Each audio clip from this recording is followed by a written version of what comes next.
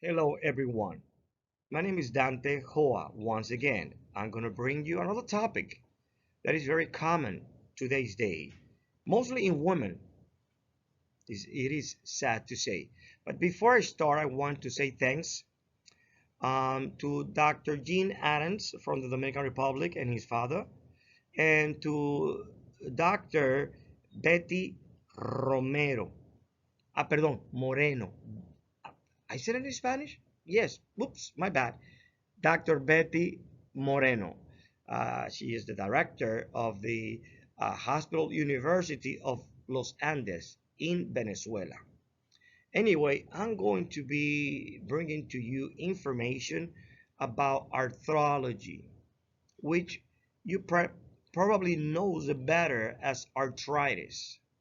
And that goes for beautician, for athletes, for chefs, for chiropractors, for medical massage therapists, or just massage therapists, for bodybuilders, for cleaning service individuals, for cashiers, for bank tellers, secretaries, for athletes. Why? Because they use their hands, their body, their muscles, musculoskeletal tissue. And we're going to talk about those three types commonly seen in arthritis, which is rheumatoid arthritis, gouty arthritis, and osteoarthritis. And at the same time, I'm going to bring to you how many minerals and therapists that we use in functional medicine will either release almost completely the inflammatory process and is going to release you of that chronic pain that mostly arthritis patients develop and suffer. I hope you like what I'm going to bring to you. And once again, write to me, ask questions, and I will try to answer you. See you soon. All right, guys. So let's start by defining arthrology. Arthro refers to joints. Logy is the study of joints, arthrology. But when we're talking about joints, we're talking about articulation. What does the articulation means? It's practically the location where two bones meet or get in touch with each other. Nevertheless, they will never touch each other. There will be always something in between. And just because of that, we could have either an anatomical classification of joints, and we could also have a functional classification of joints. We could practically say anatomically that we have, if we found these joints in between a fibrous connective tissue, we're going to call this dense fibrous connective tissue joints. If we are going to talk about the cartilage where two bones gets attached one to the other, we're going to call it cartilaginous joint. If by any reason there are also two bones in which they are in between a synovial fluid, we're going to call that synovial joints. If we talk about the functional classification of the joints, we could classify them in three parts also. One of them, we're going to call it sinoarthritic joints, amphiarthritic joints, and diadoarthritic joints. But we mostly are going to be talking about the anatomical joint. All right. And as you see the name arthrology, and we're talking about joints, normally you will refer or you have heard what is called as arthritis. When we talk about arthritis, what are we talking about? Itis means inflammation of.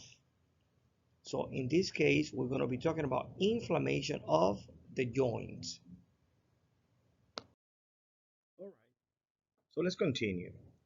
When we talk about the fibrous connective tissue, I'm only gonna mention three of them, okay? Because they are very well known, but there is many of them, okay? Um, when we talk about, for example, suture, as you see here on the left, okay, that's a type of fibrous connective tissue, all right? Let's remember that the fibrous connective tissue, the main cell of this are fibroblasts. And what does the fibroblast synthesize, produces? Collagen. And that is one of the reasons why high doses of vitamin C will stimulate and help the fibroblast to the production of collagen. Now, when we talk about suture, they are synotrotic, joint. There is no movement there. Okay? So what is in between of them, that connective tissue doesn't allow them no movement whatsoever. Then we have another one, as you could see below suture, is the syndesmosis. We could call that an interosseous ligament joint. And when we talk about seeing desmosis, okay, we are talking about another type of connective tissue.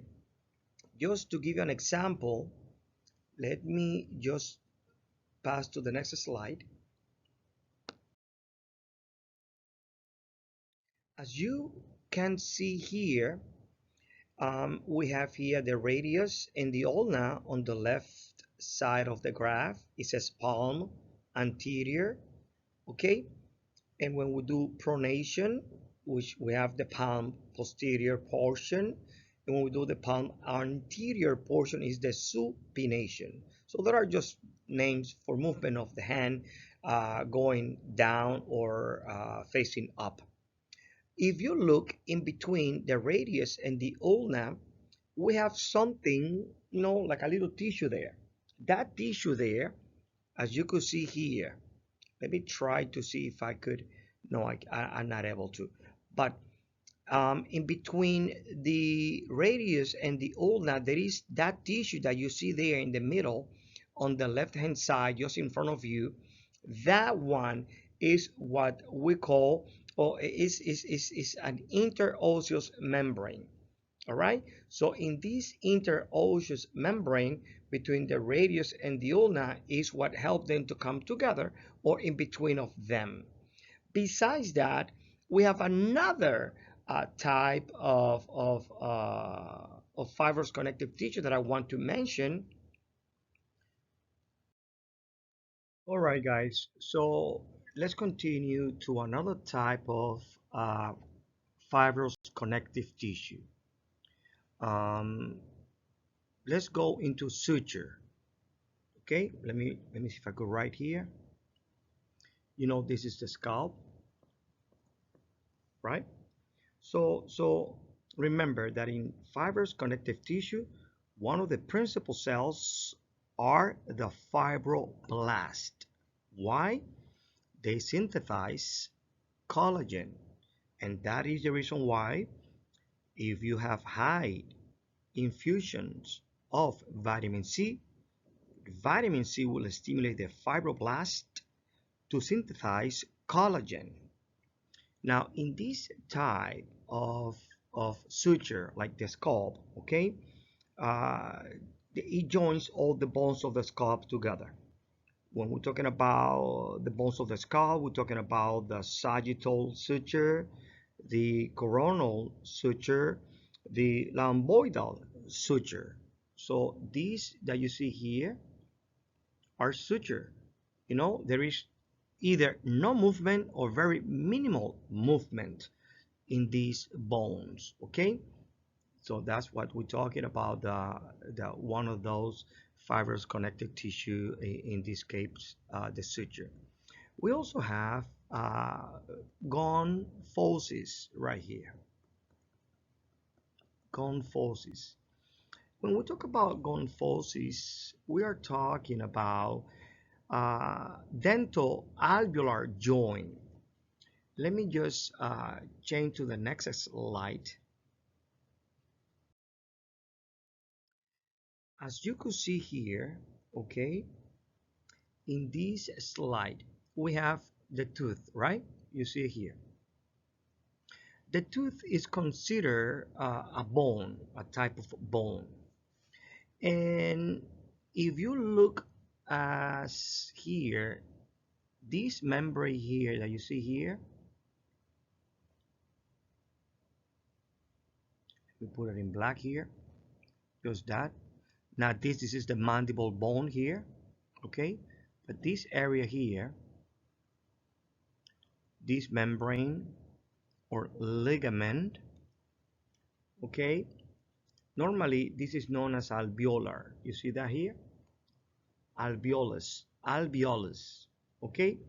Or the alveolus socket is a connective tissue membrane that separates those two bones. Remember that bones normally don't connect directly to each other. There is always something in between. Now, when there is an inflammation of this membrane here, okay, normally you need to go to see a periodontologist. Periodontologist is a subspecialty of dentistry. Now, my sister, Dr. Dante Joa, she is a periodontologist. I'm just going to be talking about only this membrane, like when we have an infection or when we have an inflammation, okay? Now, these normally, how can I explain to you? This layer of fibrous connective tissue between the tooth and the socket or alveolus, it is considered once again a fibrous connective tissue joint. Now, this is also known as periodontal membrane or periodontal ligament. Why do you think they call it peri? Peri means around. And dental, that means tooth. Okay? So when we are saying that this ligament, that this membrane is inflamed, we could call that periodontitis, an inflammation of that membrane. But guess what? Let me erase here. Normally, the doctors, perhaps the periodontologist, which remember is a subspecialty of dentistry. That means that you have to do an entire course on just periodontist. And why? Because I'm only going to be talking about the inflammation, the inflammatory process of that membrane. Normally, when there's an infection, okay, they could call it also periodontal disease. All right. Now, what I use normally, either in gingivitis, like when you're brushing your teeth and you have some bleeding coming from your gums, okay, that suggests an infection and inflammation. All right. And what are the signs of inflammation? Remember, redness, swelling, warm, and pain. Those are the signs of inflammation. I use always ACS 200.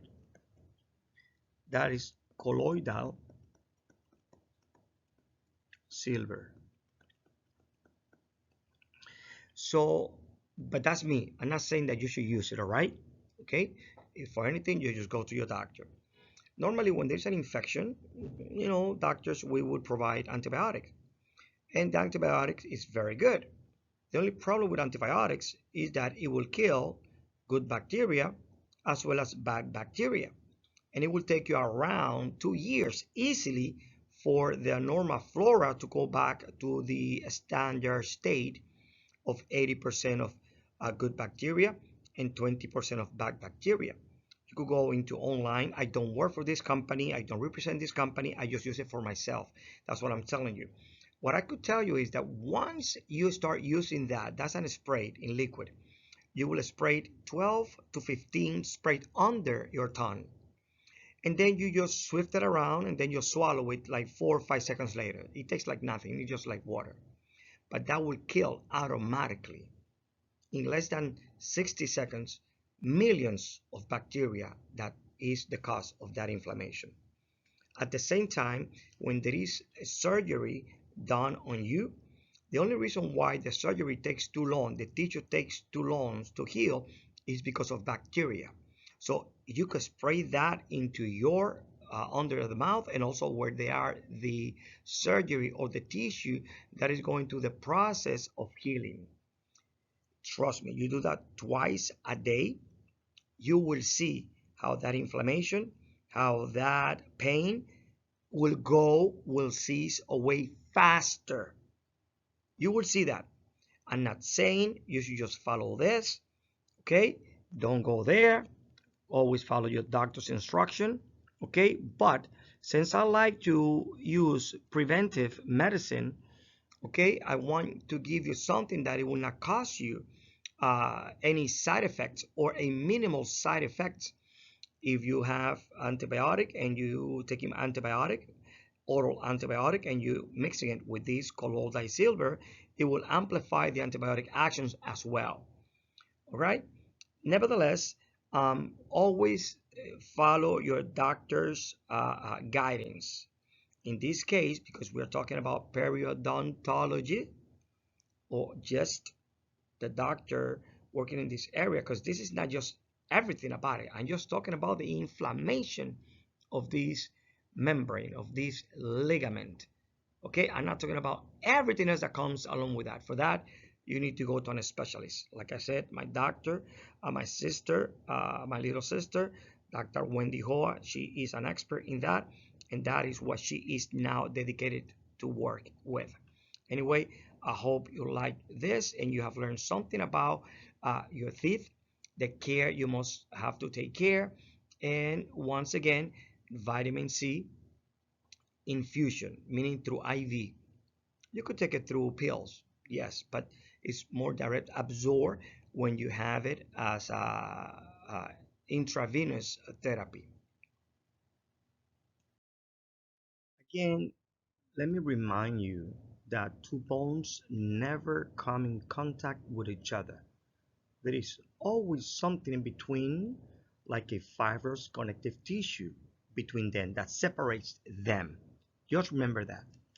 In this graph, we're going to see, I'm going to mention a few things, such as the cartilage joint, the general characteristic of them is, once again, cartilage of connective tissue between bones.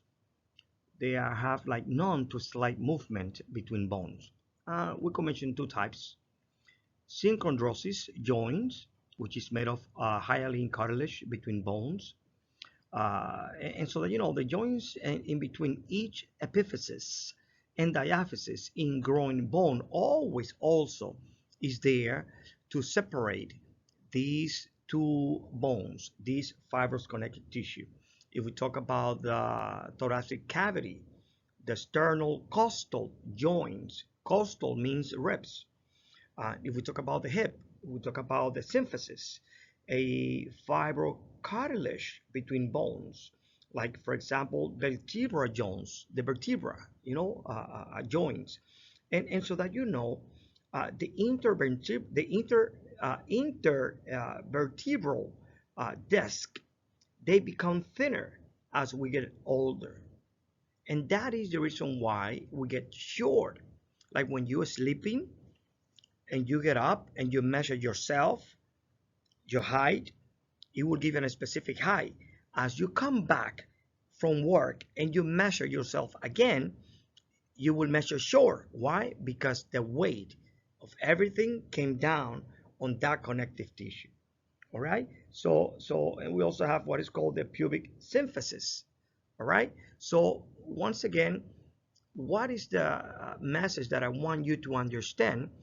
that in between two bones, there is always something that either separates them, they don't allow them to come together. When these things are either damaged, are inflamed, are weakened, then we have chronic inflammation and chronic pain. Now, let's talk about arthritis. By definition, arthritis is an inflammation of the joint.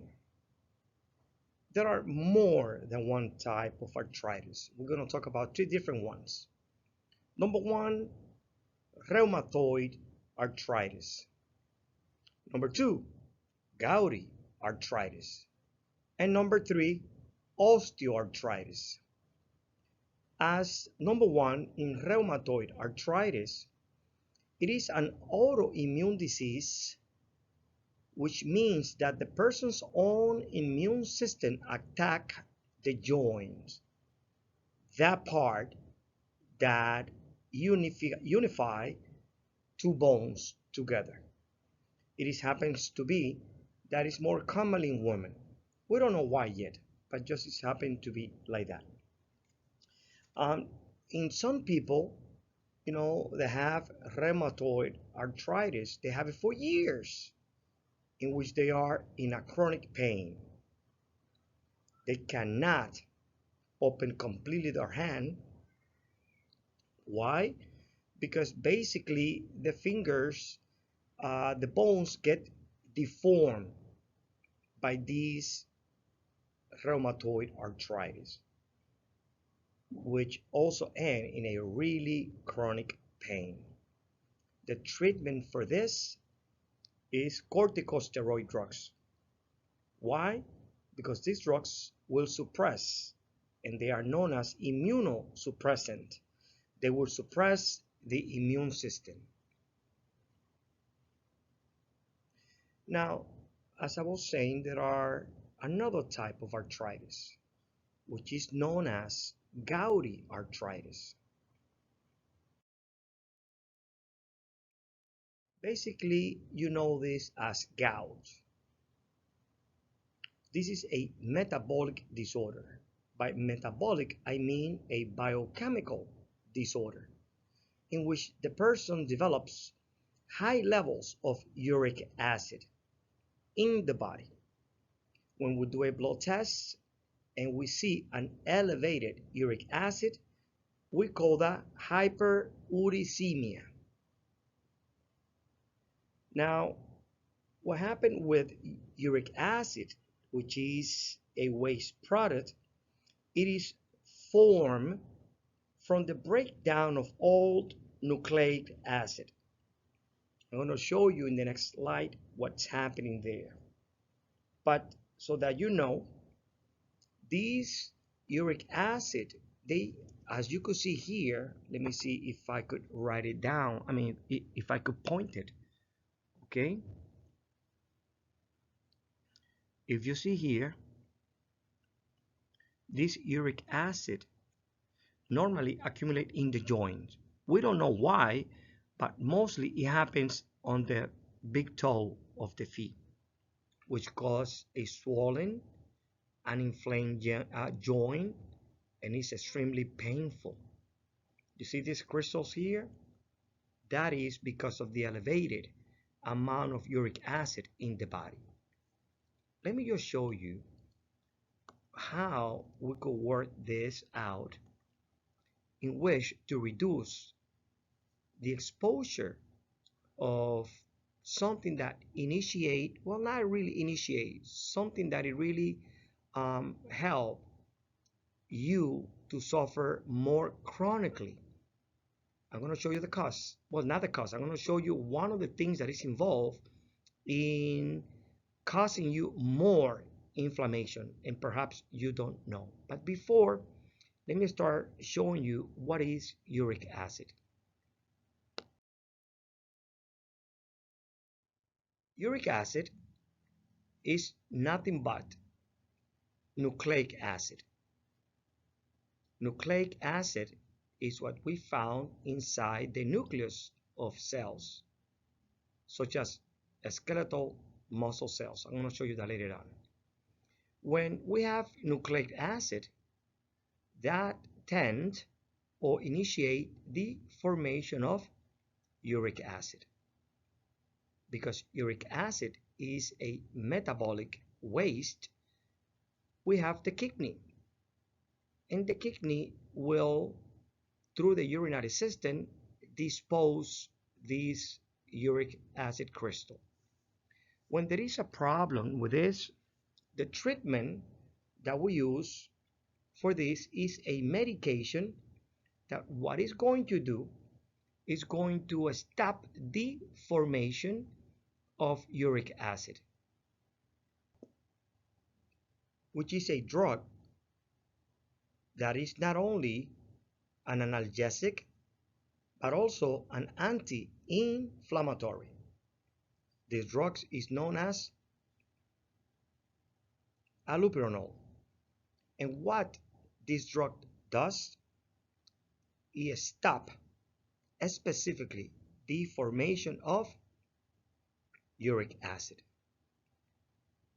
So one of the things that you want to do in terms of diet is the following.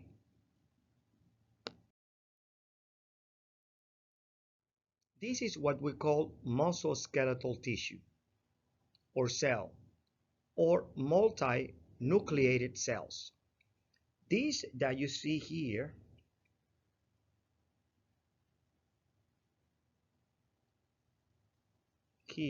these are nucleus. This is what we have nucleic acid. And as you see, in this muscle cell,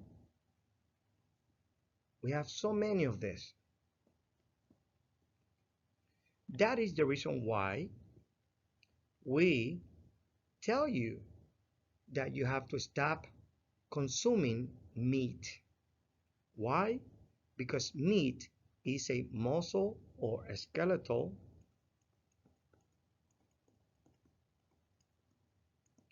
muscle tissue, which is full of nucleus. So if you're consuming meat, you're consuming a lot of what, when the body breaks it apart, it will evolve or it will initiate the formation of uric acid. And that is the reason why you don't want to be eating in your diet meat.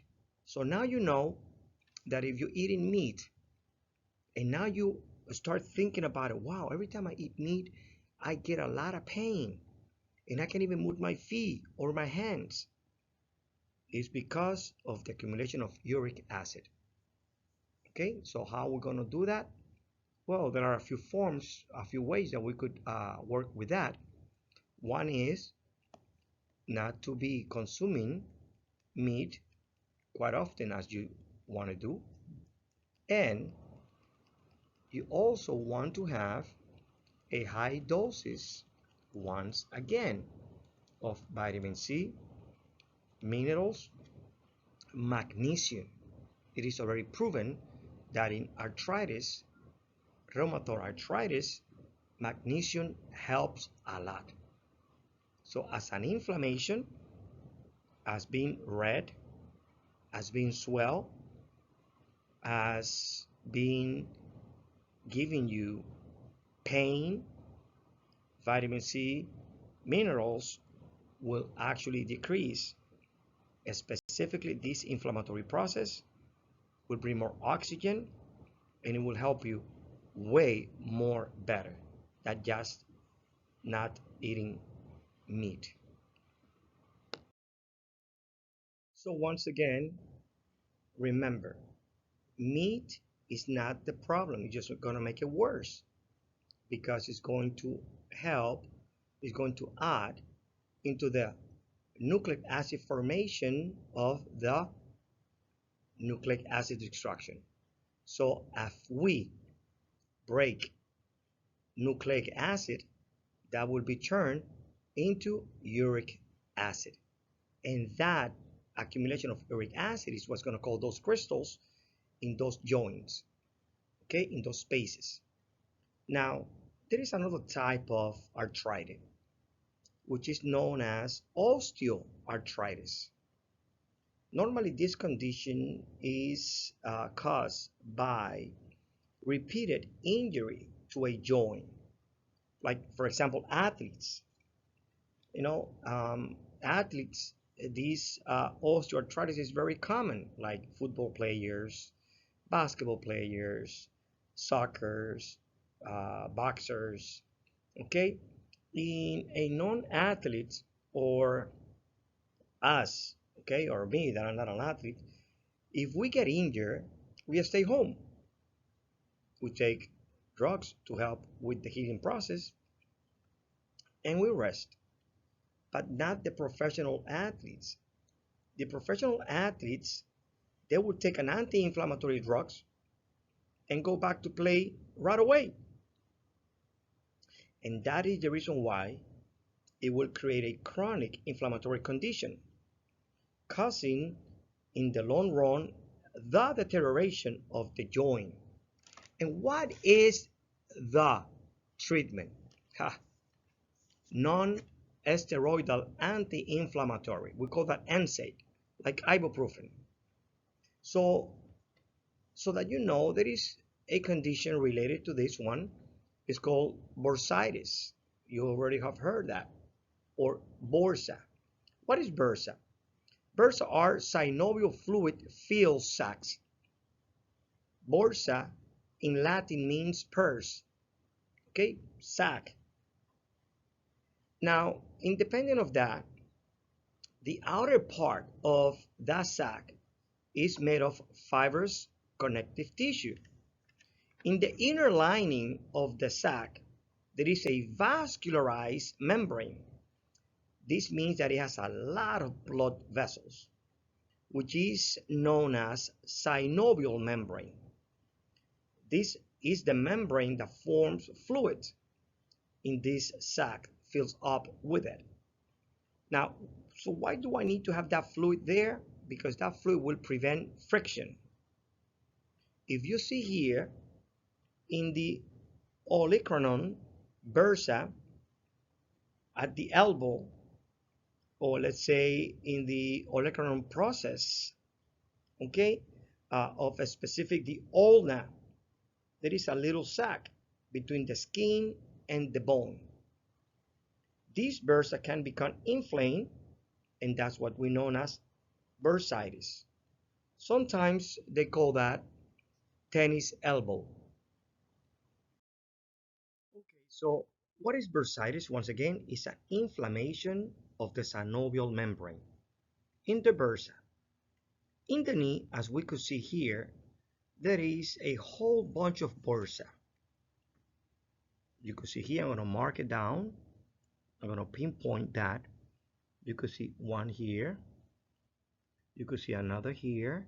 You could see another here. You could see another here. And what we are saying is that in the kneecap, in front of the kneecap, we have the prepatellar bursa.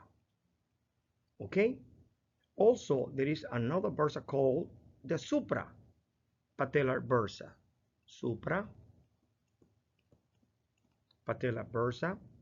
This is the prepatellar bursa, and these are the infrapatellar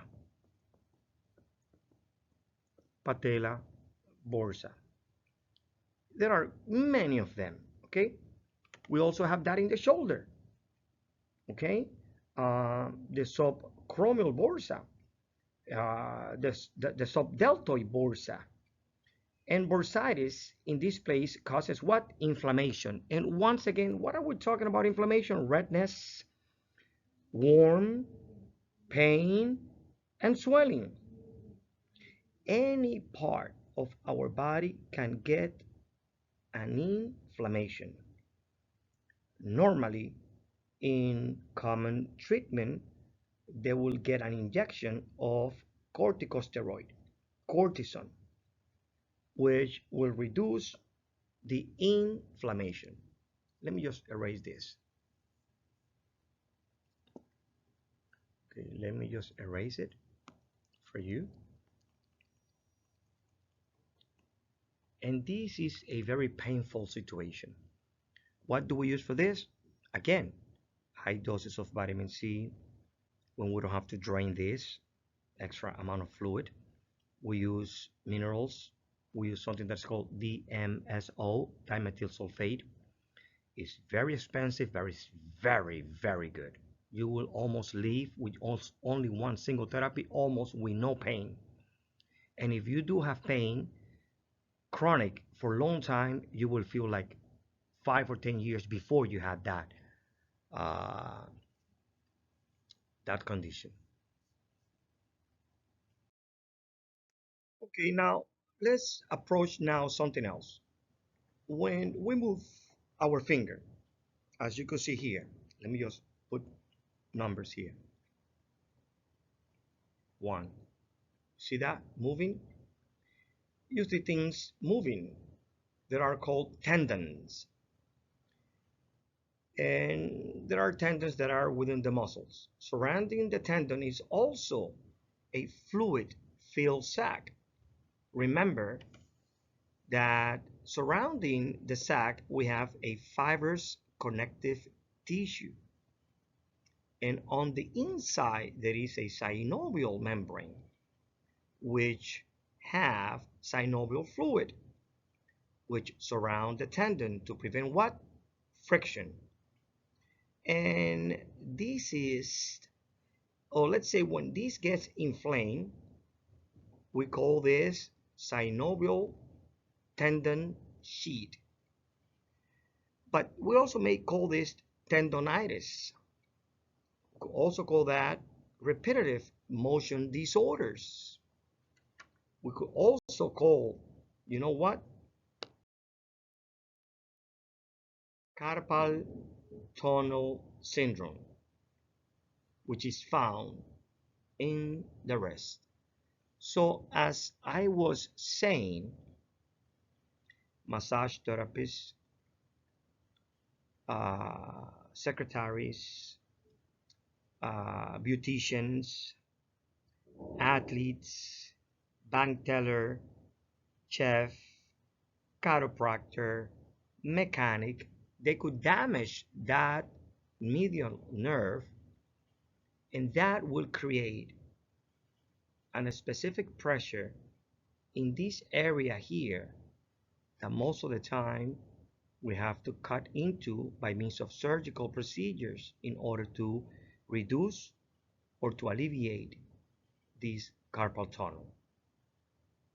In reality, when we know that we have a damage in a specific area of the body and you continue to use it, you continue to put pressure on it, do you really think, Sandra, do you really think that that's going to be alleviated?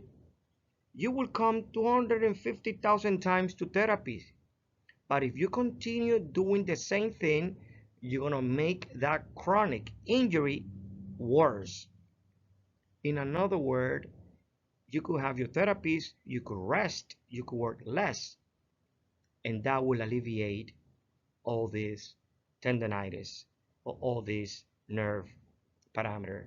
Also, one thing that helps a lot here is alpha lipoic acid and glutathione, besides the high concentration of vitamin C, besides super nutrition, minerals, okay, amino acids that will help you a lot into regeneration of DNA, into regeneration of the tissue, into a stimulation of the fibroblast to make more collagen, to make that fibrous connective tissue more endurance, and to reduce what you are going through.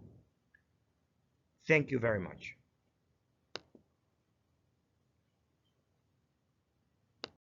Once again, these are all the references that I gathered all these images. I used my medical books in physiology, in pathology, in medicine to bring to you something that has, I know it's a little complex, but I try to make it as simple as I can. Okay, thank you very much. I hope you have learned about arthritis. I hope you have learned that we have support. I hope you have learned a lot about the diet that you have to be aware of. Once again, my name is Dante Joa. I have no conflicts of interest. I don't work for no company or for any of the treatment that I said that I'm bringing you information as education point of view. I really hope you like it, and please, by all means, give me, ask me question, share this, send it to somebody else, make comments, and I really hope you learned something. God bless you, and see you soon.